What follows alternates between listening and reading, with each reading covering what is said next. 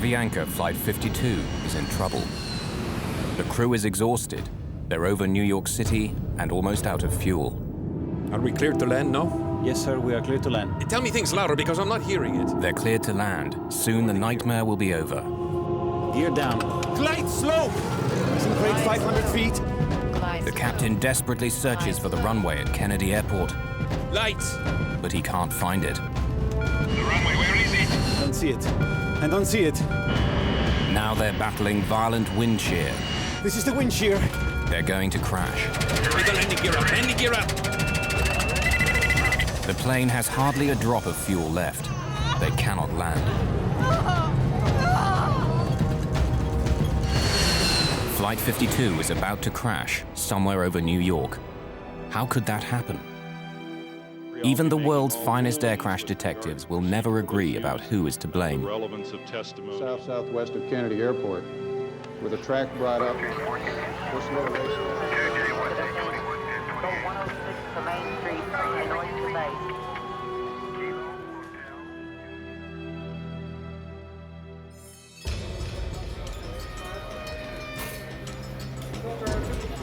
January the 25th, 1990. Air traffic controllers have been nervously tracking a massive low-pressure system approaching the northeast coast of America.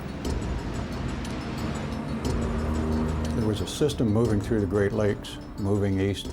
There was a couple other systems converging. And a lot of times they'll converge in the New York area there, and the whole northeast will go down.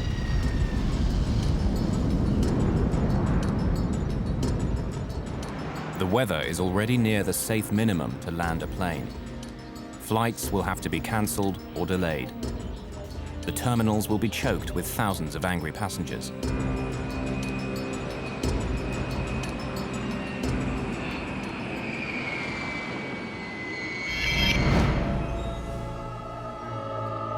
Despite the terrible weather, the air traffic managers in Washington, D.C. order controllers at Kennedy Airport in New York to set a high landing rate. Air travel is vital, and they're under tremendous pressure to delay or cancel as few flights as possible. There's pressure because that's the business they're in. The business is moving passengers from A to B. That's what the airlines are paid, and the controllers are paid to help that work. Management in Washington, D.C. is pressuring New York to take on more flights than they feel is safe. Despite the weather, they want them to land 33 aircraft per hour. We don't like it. We're going to have the worst possible conditions for landing aircraft at Kennedy Airport. We can't use runway 13. We have to use runway 22 because of the conflicts with other airports. And because of the winds, we don't like the rate of 33 an hour. 33 is it, and you'll take it. Scores of overseas flights with thousands of passengers are already on their way.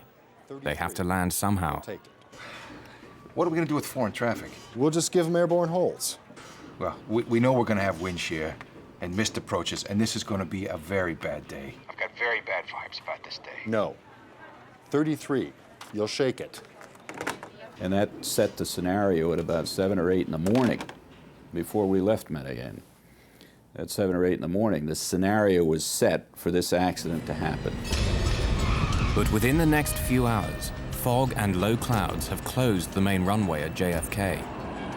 Now, whatever their bosses say, the controllers won't be able to land 33 aircraft an hour.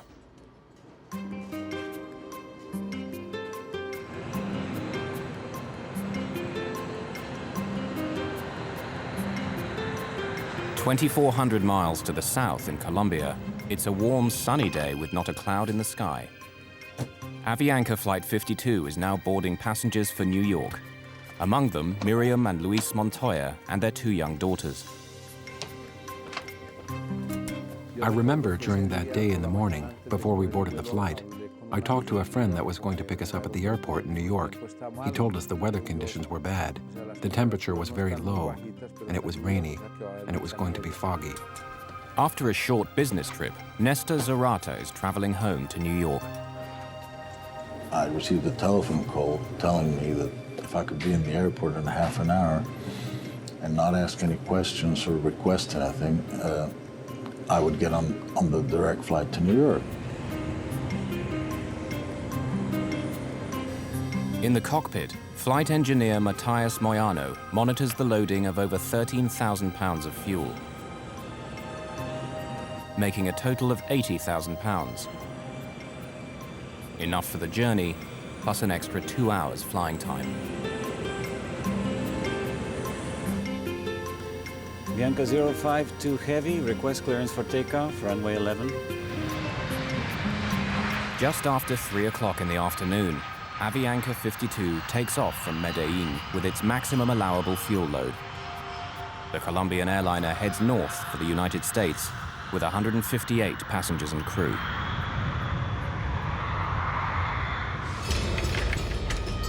By early evening, deteriorating weather has made flight operations at JFK appalling. Continue to the left, heading 230 vectors and holding for Cameron again. With no way of turning back the overseas flights, aircraft are forced to circle round endlessly, waiting to land. Turn left. There is a wind shear alert on final at 1,500 feet. Turn left. Controllers work frantically to keep track of the growing number of aircraft now in the skies over New York. Airlines 251, you are clear to land. When Mother Nature gets involved, problems develop. The tension gets higher, the pressure gets higher, decisions become more critical. At JFK, any idea how long those delays are going to be? I talked to someone else over there, no idea. I'm holding over here. Delay's indefinite due to the weather. The traffic's missing the approaches. They're going around. I just can't give you a good answer. Your guess would be as good as mine. That's the best I can tell you.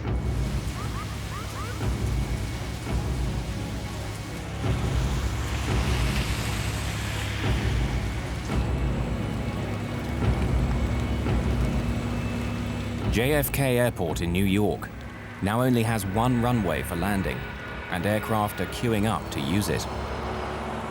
In the near blackout conditions, several planes have to abort their landings, which only adds to the delays. On Flight 52, they know none of this.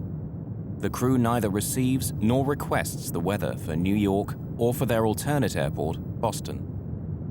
In this case, Avianca 52 had the capability of calling several different stations or could have called their own dispatch operation in Miami and got an update on the weather. We don't really have any evidence that they checked with anyone to get the updated weather for JFK and their alternate Boston. It's inconceivable to me that someone with a responsibility of other people's lives would fly into a deteriorating condition without checking about, hey, do we have a way out of this place?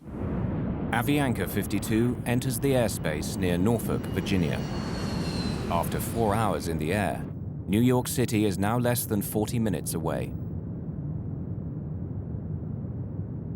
51-year-old Captain Laureano Caviedes is a seasoned pilot who's been flying with Avianca for 27 years. But his English is poor. All communications with air traffic control will be handled by the 28-year-old co-pilot, Mauricio Klotz.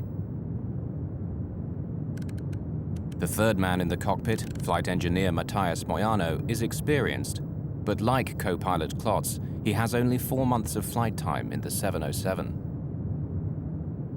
They were a highly experienced flight crew who had been into New York several times previously on behalf of Avianca. So they were familiar with the route and the procedures, and highly experienced pilots. Washington, good evening. Avianca 052 Heavy, flight level 370. Avianca 052 Heavy, Washington Center, roger. Avianca 052, I'd like you to make a right 360-degree turn. And I need you to get a pencil ready for holding instructions at Norfolk.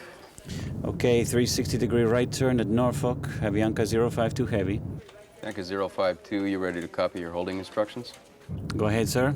All right, Avianca 052, you are cleared to the Norfolk VORTAC. Hold south on 174 with right turns and 20-mile legs. Flight 52's troubles are about to begin.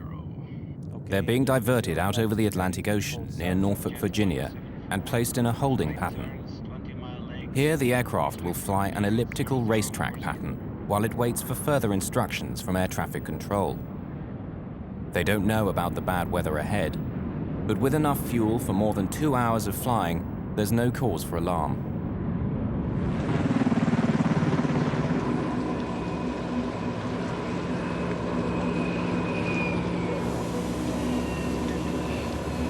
This area in the northeast corridor of the United States is one of the most congested airspaces in the world.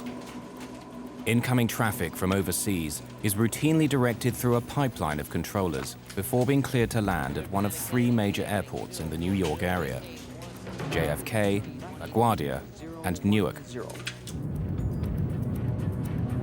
Tonight, Avianca 52 will come under the direction of more than 6 controllers, each of whom is trying to get the aircraft now circling over New York safely down on the ground. We just got off the line. It's indefinite holding at this time. 080.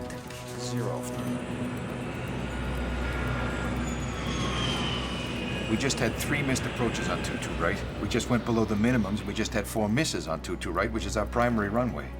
The visibility is getting worse, and it's worsening. All right, how many are you holding?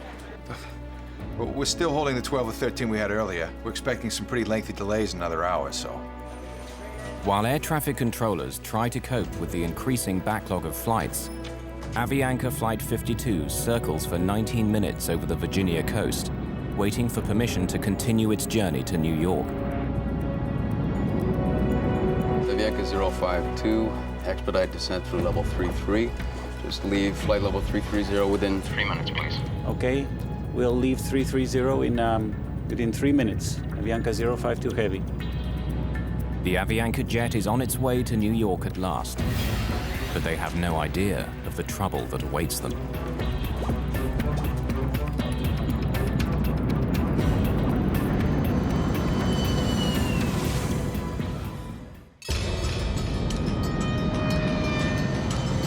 Avianca Flight 52 is on its final approach to New York, unaware that conditions for landing at JFK are barely above the safe limits to land a plane. It's a pitch-black night with heavy mist, rain, and sudden violent winds.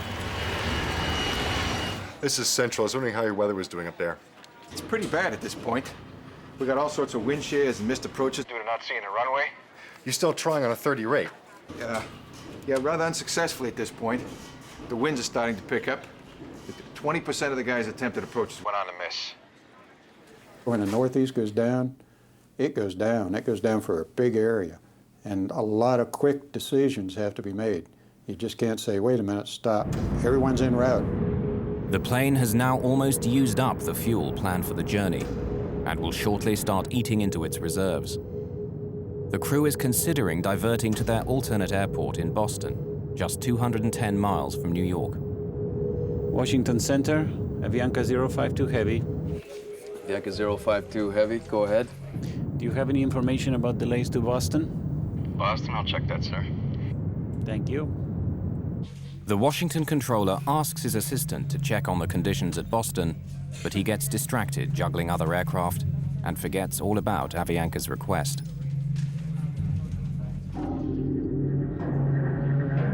While Flight 52 is left waiting for an answer that never comes, their precious fuel supply is slowly draining away.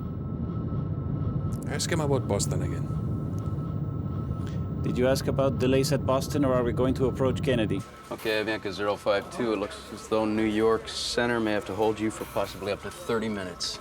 You can expect clearance on course, just momentarily, with, stands right now, an additional holding of at most 30 minutes. With that in mind, you want to check on an alternate airport? I believe Boston is. I'll check on Boston. Okay. We're now descending to 190 and expecting information about Boston. Okay, Avianca 052, I've been advised Boston is open and accepting traffic if you do need that as an alternate airport. Okay, stand by a minute. Flight engineer Moyano begins to calculate how much fuel they'll have after an additional 30 minutes of holding. Even before they can respond, Washington Control directs them to another holding location. Avianca 052 Heavy, make a right turn now to intercept the Cameron 2 arrival. Cleared on course, maintain flight level 190. Flight 52 is now off the New Jersey coast in an area known as Cameron, less than 45 miles from Kennedy Airport, but it seems as far away as ever. During all those holding times, I was praying and trying to see where we're going to land. I mean, when we're going to be on the ground. I don't want to be here anymore. Ladies and gentlemen, your captain. I apologize for the delay, but it appears we're going to be holding as we wait our turn to land in New York. Please remain seated with your seatbelts fastened, and we should have you on the ground shortly. Thank you. There was a point where the captain announced that there was traffic in the New York City area and that we would be on hold for a while and that he would get back to us. It will be the last communication the crew has with the passengers. Flight 52's situation now goes from bad to worse. Avianca 052, descend and maintain 14,000. It's handed over to the New York controllers, who even on a good day can be intimidating. And today is not a good day. There are up to 39 aircraft trying to land and dozens more on the ground waiting to take off. Avianca 052, expect for the clearance at 0139. Avianca 052 Heavy, roger. Tired and frustrated, the crew of Avianca 52 continues to circle the crowded airspace over New York while they wait for clearance to land. After more than 5 hours in the air, Luis Montoya is anxious to get his wife and 2 young daughters on the ground and back to their home in Queens.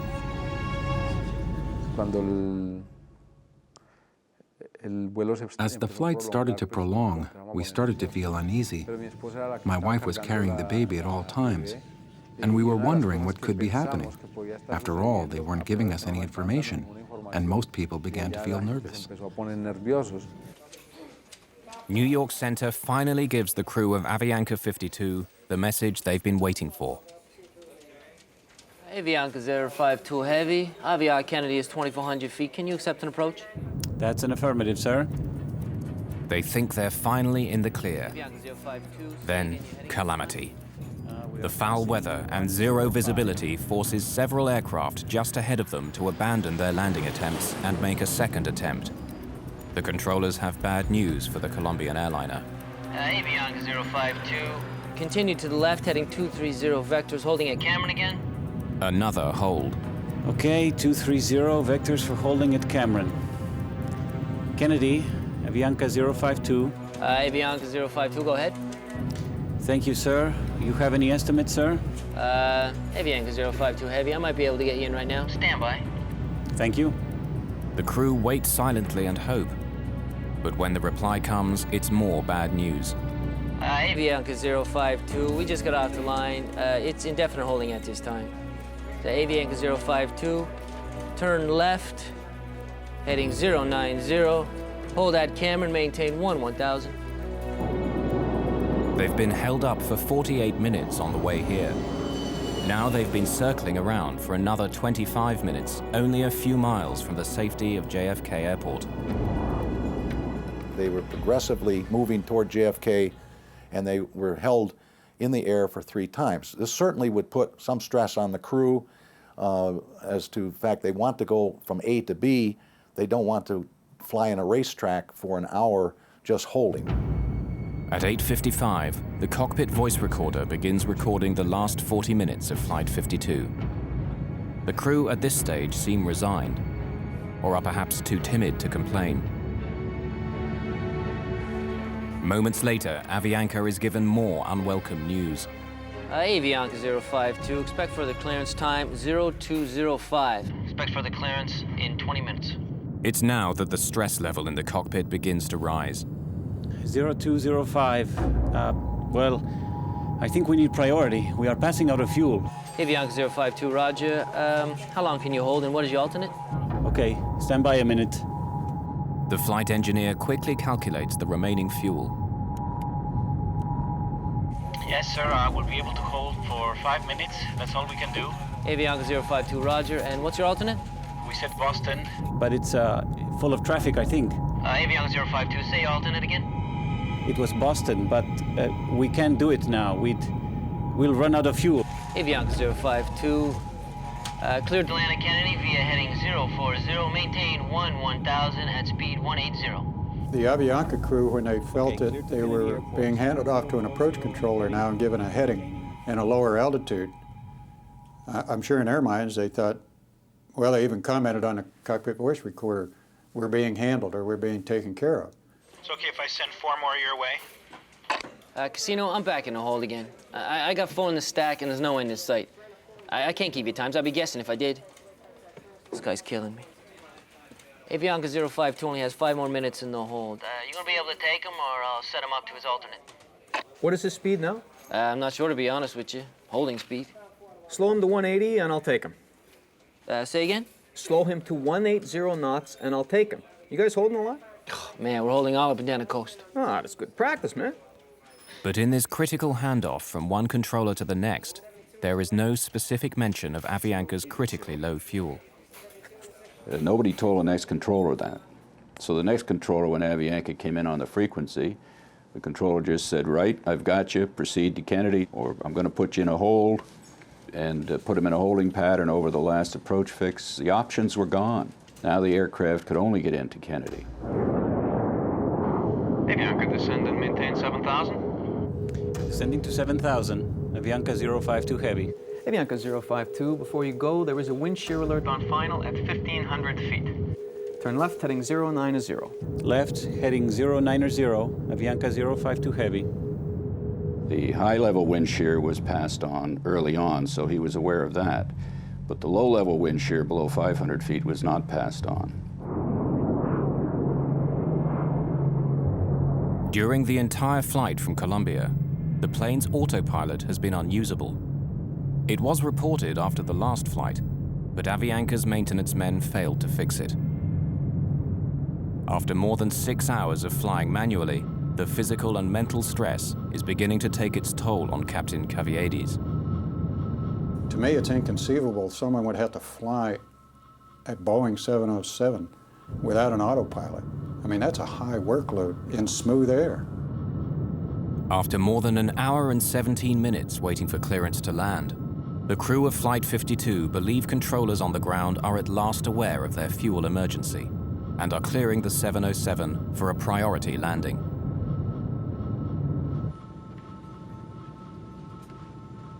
In the cabin, the flight attendants and passengers have no idea that their plane is dangerously low on fuel.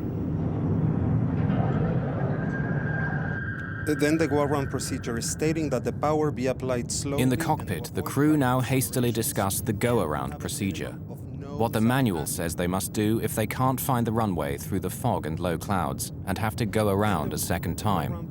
It's standard procedure. Power be applied slowly and to avoid rapid accelerations and to have a minimum of nose-up attitude. To maintain what?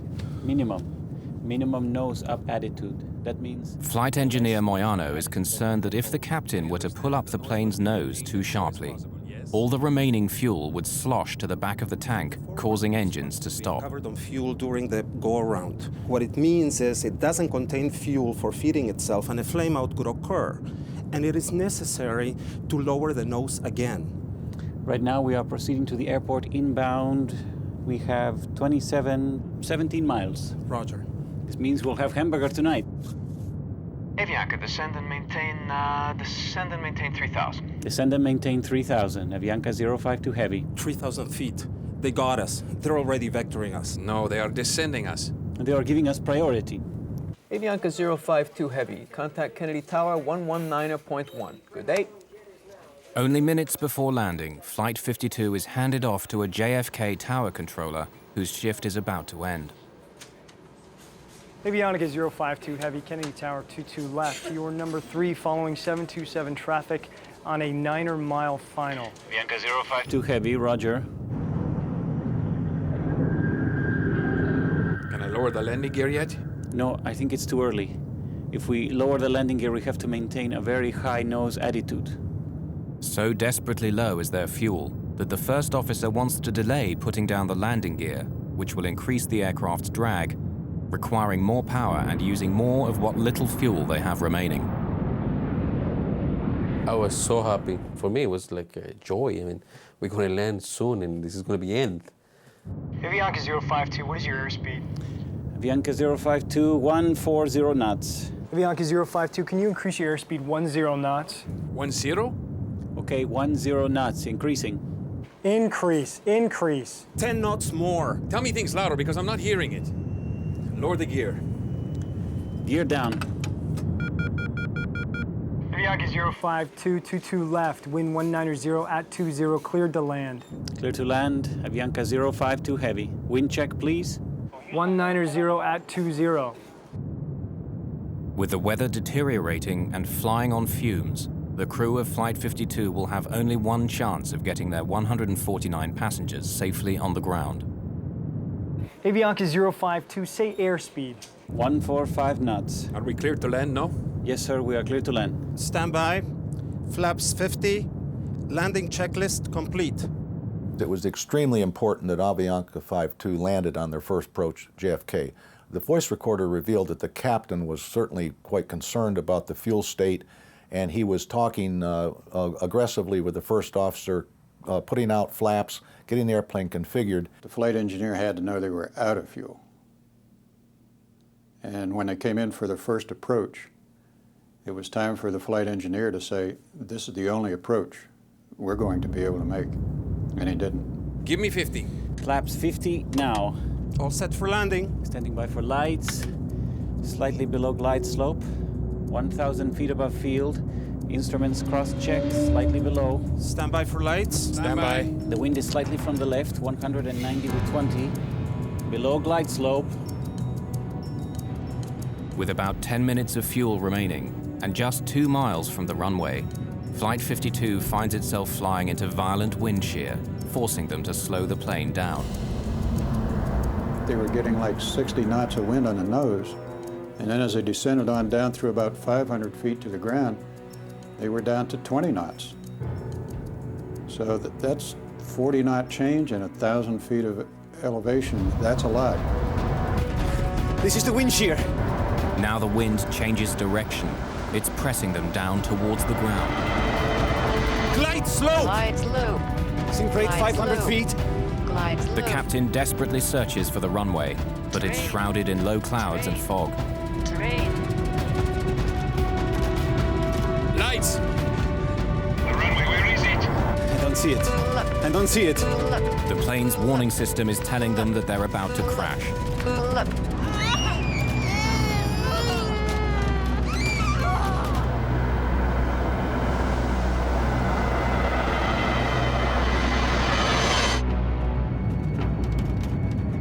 Glide slope! Sync rate 500 feet. Just 2 miles from touchdown, Flight 52 has been caught in violent wind shear. To save the plane, Captain Caviedes applies full throttle, burning up more of the plane's precious fuel. Give me the landing gear up, landing gear up!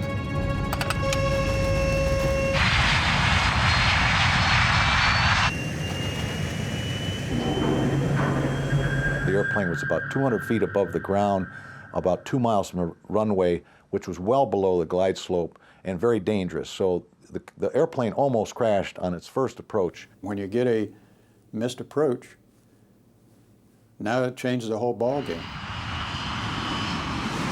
Request another traffic pattern. Executing a missed approach. Avianca 052 heavy. The operation of pulling the plane up in the missed approach was a very violent one. It was a very steep climb. So we were all thrown back by gravity towards the back of our seats. Something's going on here. Anything, we're going to crash. This is terrible. I mean, we start praying, but then I pass out. I couldn't handle it anymore. As Captain Caviedes pulls back hard on the yoke to climb to safety, the 707's remaining fuel is forced to the back of the tank and away from the fuel pumps. You cannot accelerate the aircraft forward rapidly, and you shouldn't pitch it rapidly. Smooth with the nose. Smooth with the nose. You have less than 7,000 pounds. You have to be very careful, or you can slosh that fuel to the back of the tank and unport the inlet to the engines. Flight 52's violent climb to safety has both frightened and infuriated the passengers.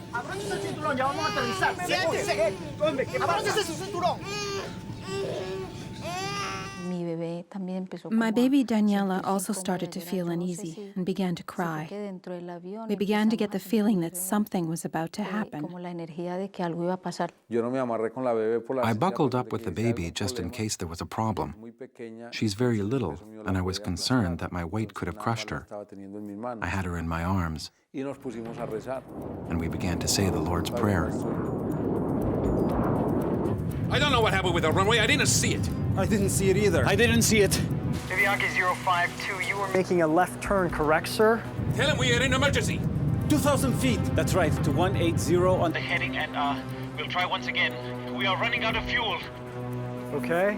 What did he say? I already advised him that we are going to attempt again. Advise him we are in emergency. Do you tell him? Yes, sir, I already advised him. But the tower controller, at the end of his shift, transfers Avianca 52 to his counterpart in approach control. They'll have to begin all over again. Contact approach on 118.4. Approach, Avianca 052 heavy. We just missed a missed approach and we are maintaining 2,000. Flaps 14. Avianca 052 heavy, New York. Good evening. Climb and maintain 3,000. Advise him we don't have fuel. Climb and maintain 3,000. We are running out of fuel, sir. Okay, fly heading 080. Did you already advise him we don't have fuel? Yes, sir, I already advised him. We are going to maintain 3,000 and he's going to get us back. As they get back in the pattern and circle the field and come back in again. That again adds to the traffic jam that was being created at Kennedy Airport. Avianca 052 heavy, I'm going to turn you about 15 miles northeast and then bring you back onto the approach. Is that okay with you and your fuel? What did he say? The guy is angry. I guess so. Thank you very much.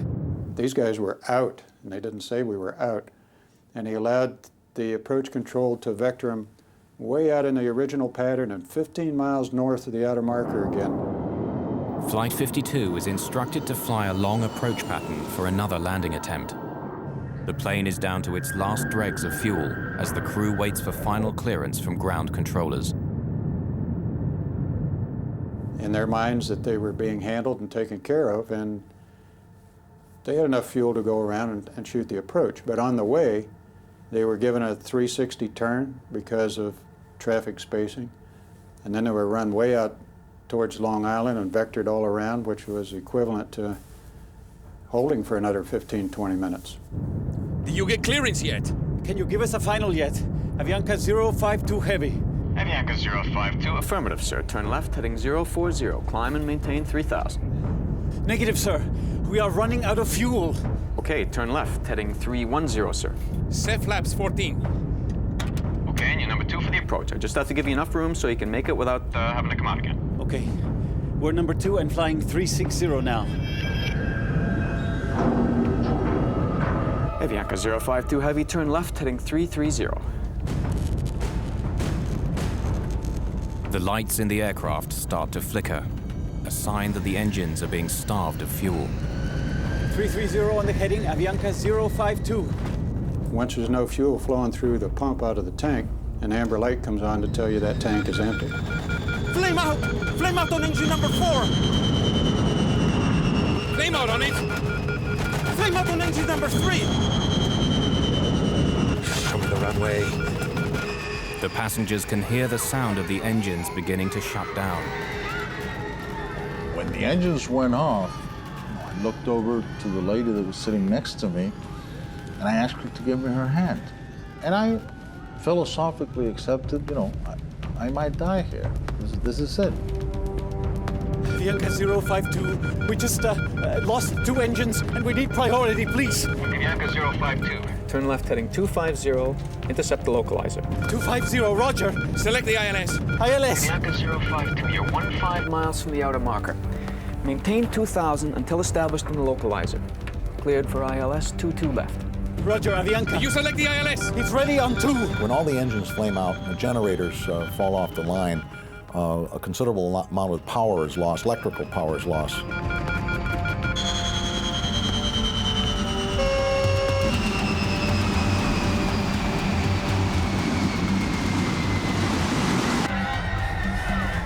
In the cabin, the screams, the crying, and then this terrible sound of the wind against the fuselage as the plane drops from the sky.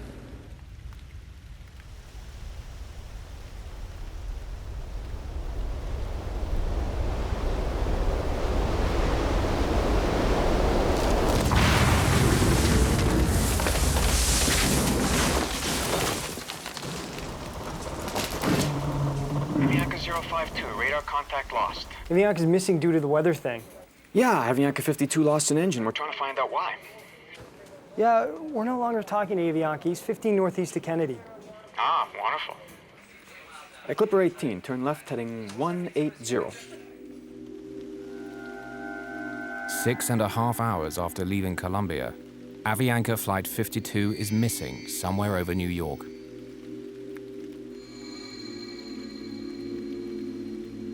Yes, hello. I live in Cove Neck in Oyster Bay, and there is a plane crashed in our yard in front of our house.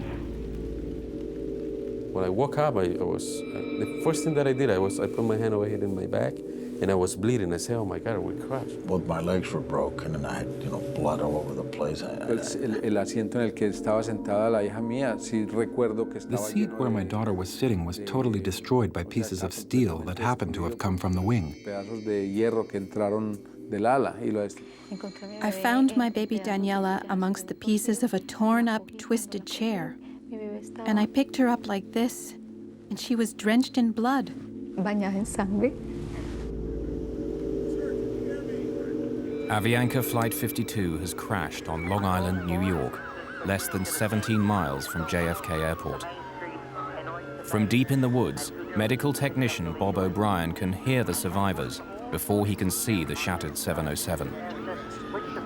What I first heard was there were just some people who were crying in pain, but it was apparent immediately what had happened when the plane hit the mountain and just stopped dead. It just fell out of the sky. That's how witnesses describe the crash of Avianca Flight 52. A strangely silent crash. There was not a big fire here. That will make it easier for investigators to examine if there were any gas or engine problems. There have been reports of lightning in the area just before the plane went down. The spokesman for the controllers union says that Kennedy is critically understaffed, a problem that is compounded by bad weather. Rescuers have not yet given up on finding more victims. Lo primero que me acuerdo es que yo miro y First thing I remember is that I looked up and I saw a priest. He was praying for me, and I was lying down on the ground. Right above us, I saw 3 or 4 helicopters flying over us. 3 o 4 helicópteros volando encima mío.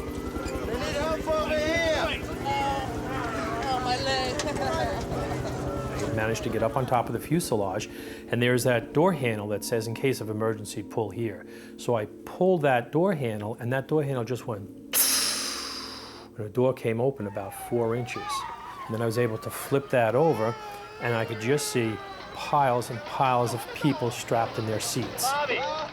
The extreme G-force of the crash has broken off the cockpit and catapulted it through a stand of trees and into the deck of a home some 100 feet from the impact site. We couldn't get into the cockpit to get to the pilot and the co-pilot. All those chairs, they all just hit that cockpit door and just piled into that fuselage, and just all that added weight and all that inertia now just took over in the front of that and just popped it off, and it rolled to its left side and stopped up against the tree.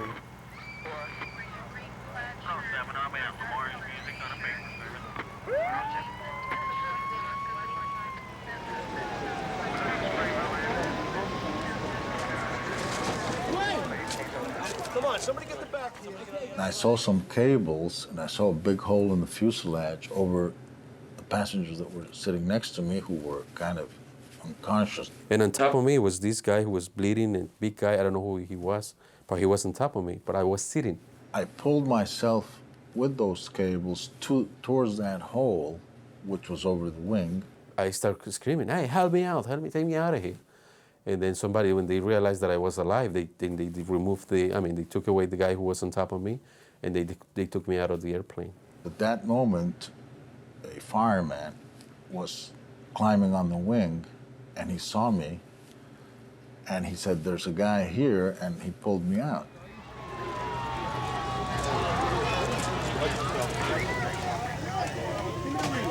Okay. 37 fire and rescue companies from Nassau County are quickly mobilized. The rescue is the largest pre-9/11 operation of its kind in the New York area. That little girl was sitting up on the fuselage and she was crying, mi madre, mi madre. And that imprint of horror just was, you know, you just in your mind's eye focus right back in on, I saw mi madre, I saw her mother. And I know what that little girl was seeing. It was horrible enough for me, and I'm a professional rescuer. I realized that my baby was dying, so I began to scream. Please help me. I had the baby here, please.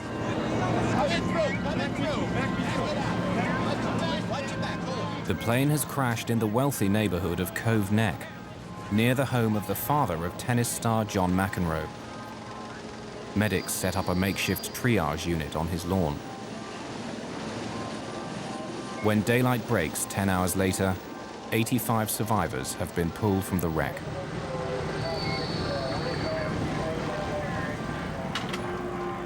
The lead flight attendant is the only member of crew to survive the crash.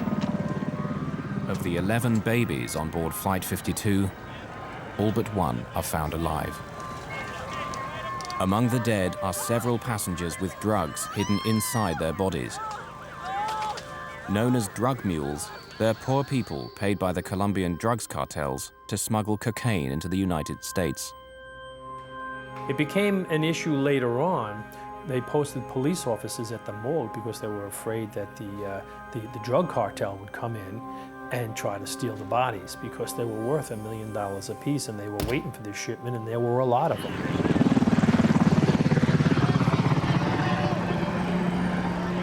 Bob O'Brien scours the tail section for survivors and finds FAA investigators struggling to remove the aircraft's black boxes. I grabbed the handle and just pulled the whole box out and took that out and brought that out the door and gave it to them.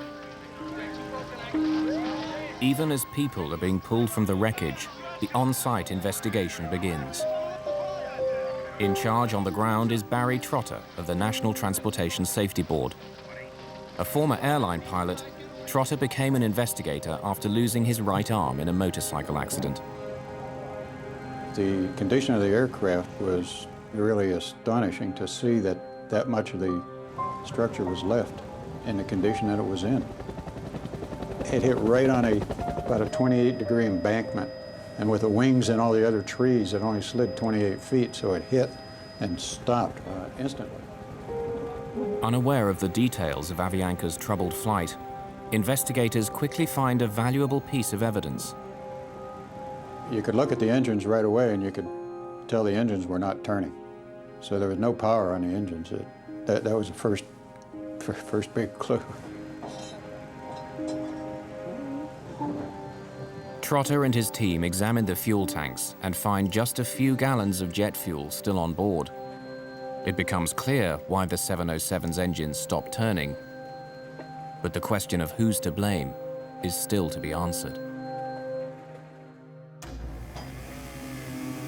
In the community of Cove Neck, New York, salvage workers begin the task of dismantling the shattered remains of Avianca Flight 52.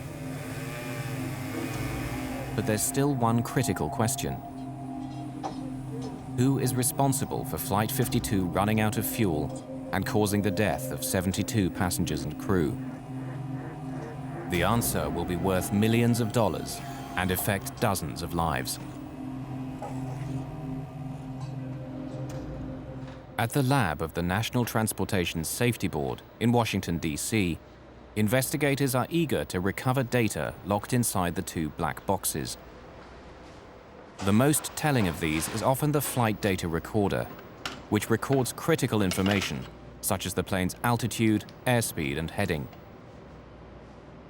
When we recovered the flight data recorder and brought it to our lab in Washington, we opened it and found that the foil wrap was not hooked up, and someone had actually intentionally taped the end of the foil so it wouldn't fly around and put it back in the airplane. Without the crucial flight data recorder, investigators rely heavily on Flight 52's cockpit voice recorder, which is found with more than 40 minutes of voice recordings of the crew and communications between the first officer and air traffic controllers. Yes, sir. We are clear to land. Stand by. All set for landing. Below glide slope. And it was apparent from the voice recorder transcript and tape that the captain was not understanding the first officer's radio communications that were being made in English. Everybody wants to blame the pilot, but he may be the last person to make a decision, and the scenario which caused him to be in that position where he makes the decision was created by several other people along the route. The captain asked the first officer about 9 times to clarify information or repeat it or to pass on information. We are going to attempt again. Advise we are in an emergency. Do you tell him? Did he make a conscious decision to run out of fuel? No. He was sucked into a situation by the air traffic controllers where he ran out of fuel. Once the airplane got into the JFK area, there was certainly a serious breakdown in communications on the part of the pilots within the cockpit, on the part of the pilots talking to controllers, and controllers talking to the pilots, and the controllers amongst themselves, because there were handoffs and some of the urgency was not passed on within the controller's system. So we had multiple breakdowns in multiple areas here that ultimately led to this accident. Slow! The cockpit voice recorder reveals a crew desperate to land the 707 in near zero visibility and in extreme wind shear without the aid of an autopilot. In this case, the captain had a difficult time maintaining the glide slope during the approach with the wind shear, didn't see the airport, and had to make a go-around. That almost doomed the airplane at that point. The information being given to pilots en route was a wind shear up as high as 1,500 feet. But their pilots on approach were encountering wind shear as low as 300 feet. And that wasn't passed on to the Avianca pilot. This is the wind shear. The crew of Flight 52 is caught off guard. As they descend below 500 feet and slow down, a violent vertical wind forces them towards the ground, nearly causing the plane to crash 2 miles short of the runway. Ironically, Avianca 52's lack of fuel resulted in no fire or explosion, saving the survivors from almost certain death. If the flight would have found some level ground, it was conceivable he would have slapped the fuselage down and slid to a stop. With no fuel, there would have been no fire, and I think it's very possible that most of the people would have survived it in that case. As the hearings into the crash begin, lawyer George Tompkins is confronted by controllers who maintain that the Avianca crew failed to use the word emergency, instead using the word priority to communicate their situation. The government took the position that the pilot never declared an emergency, so no one knew that he had a problem. But saying you're getting low on fuel and saying you cannot make your alternate, the word emergency is not necessary to say. Negative, sir. We are running out of fuel. We just lost 2 engines and we need priority, please. And they thought they were telling them when they said we need priority. Para nosotros en español, la palabra prioridad significa... In Spanish, for us, the word priority means first. Corre a mí, te estoy necesitando. Attend to me, run to me. I need you right now. No sé si es que... I don't know if priority in other languages means that you can wait. Significa que puedes esperar. To me, priority means a priority. If you ask a child, what is a priority to you, what are you going to say? He doesn't need to say an emergency. Avianca 052 only has 5 more minutes in the hold. You gonna be able to take him, or I'll set him up to his alternate? What is his speed now? I'm not sure, to be quite honest with you. Holding speed. The NTSB concludes that air traffic's handling of Avianca 52 was proper, considering the information they were getting from the flight crew. Many of the passengers are shocked and outraged by what they feel is a gross injustice, that air traffic control is found blameless. Avianca sues the Federal Aviation Administration, which employs the air traffic controllers, saying they should have done more when Flight 52 told them they were running out of fuel. The FAA settles and ends up paying around 40% of the estimated $200 million compensation due to the victims. If you listen and read the tapes, the transcripts of the tapes of each air route traffic control center along the route, and the final, the New York TRACON, New York Tower, Kennedy Tower, you'll find 20 places where this accident could have been avoided if somebody had done something differently.